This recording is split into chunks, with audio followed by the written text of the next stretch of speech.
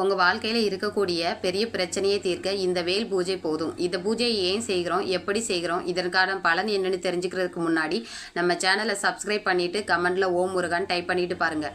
முருகப்பெருமானின் கைகளில் இருக்கும் வேல் என்பது அன்னை பராசக்தியின் ஞான சக்தி வடிவம். முருகப்பெருமானுக்கு அன்னை தந்த ஆயுதம். பகை, பொறாமை, அறியாமை நீங்கி வேண்டி இதை செய்கிறோம். ஆம், வேலின் கூர்மை நம் அறிவின் தெளிவை குறிக்கிறது. நாம் தடுமாறும் போதெல்லாம் இந்த வேல் பூஜை நமக்கு சரியான பாதையை காட்டும். இதை எப்படி செய்வார்கள்? முதலில் வேலுக்கு பஞ்சாமிர்தம், பால், சந்தனம் அபிஷேகம் செய்வார்கள். பிறகு செவ்வரளி பூவால் அலங்காரம் செய்து கந்த சஷ்டி கவசம் ஓதுவார்கள். வேலின் மீது வழியும் அபிஷேக நீரை உங்கள் கண்களாலே தரிசியுங்கள். உங்கள் மனதில் உள்ள பாரங்கள் எல்லாம் அந்த கணமே கரைந்து ஒரு புனிதமான அமைதி பிறக்கும்.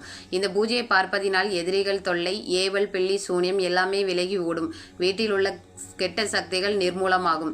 கல்வியில் வெற்றி, நல்ல வேலை, திருமணம், குழந்தை பாக்கியம் என தடையற்ற நன்மைகள் வந்து சேரும்.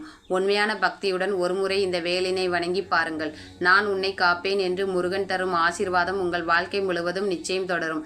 இந்த மகத்தான சக்தியை நீங்களும் அனுபவிக்க உங்கள் அருகில் உள்ள முருகன் கோயிலில் நடக்கும் வேல் பூஜையை ஒரு முறையாவது மனதார தரிசியுங்கள். உங்கள் விதி மாறி வெற்றி உறுதி.